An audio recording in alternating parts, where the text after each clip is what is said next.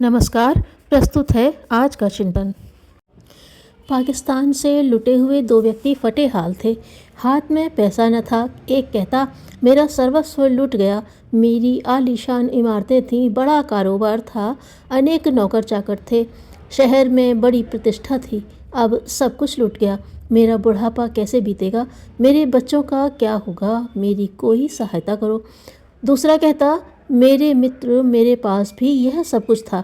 अच्छा खाता पीता आदमी था, पर मुझ में वह मनोबल है जिसकी वजह से मैं फिर हिंदुस्तान में भी वही इज्जत पैदा करूंगा जो सिंध पाकिस्तान में थी। दूसरे व्यक्ति ने अखबार बेचने का व्यवसाय किया। वह सारे दिन फेरी लगाता, कमीशन पर अखबार बेचता। उसकी तन्मयता देख उसके मालिक ने कमीशन बढ़ा दिया। फिर उसने अलग से 2-4 नए अखबारों की एजेंसी ले ली।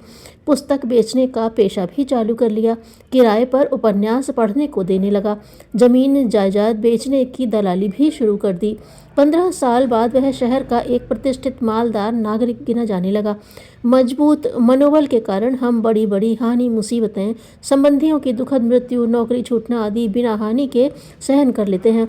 जिनके पास मनोबल का अभाव है, वे दिल के धक्कों से मानसिक आघात न सह सकने के कारण अकाल मृत्यु को प्राप्त होते हैं। पहले छोटे कार्य, मामूली व्यापार, साधारण नौकरी से महान कार्य प्रारंभ करें। इनमें सफलता पाने से उत्तरोत्तर मनोबल बढ़ता रहता है।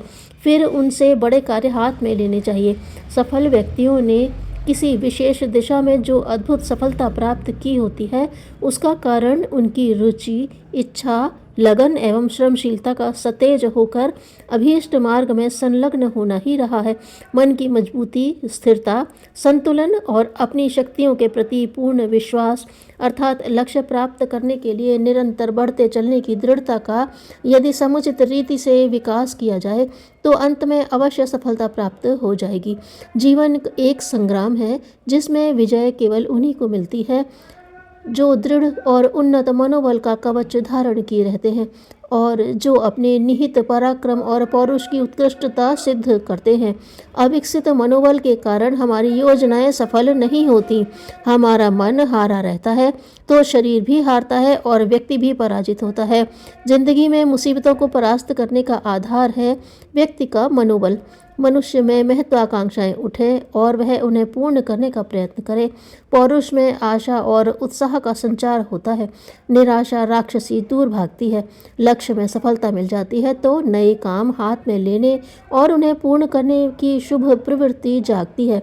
प्रत्येक सफलता मनुष्य का मनोबल बढ़ाती है, पर क्रिया क्षेत्र में यह बात सदैव संभव नहीं है।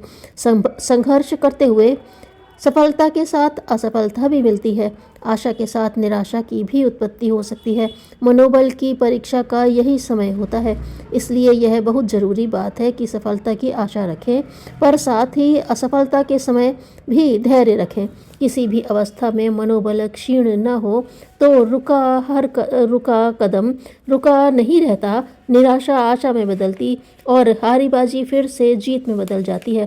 पहले छोटी इच्छाएं कीजिए और उन्हें संकल्प का रूप दीजिए। एक संकल्प पूरा होगा तो आपका मनोबल बढ़ेगा, उत्साह और उल्लास आएगा। क्रमशः अपने संकल्प का स्तर बड़ा बनाइए और इस तरह अपने मनोबल को और भी ऊंचा उठाते हुए चले जाइए। पर याद रहे कि सत संकल्प टूटना नहीं चाहिए, अन्यथा मन में निराशा उत्पन्न होगी और मानसिक क्रिया शक्ति को छिन्न भिन्न कर देगी।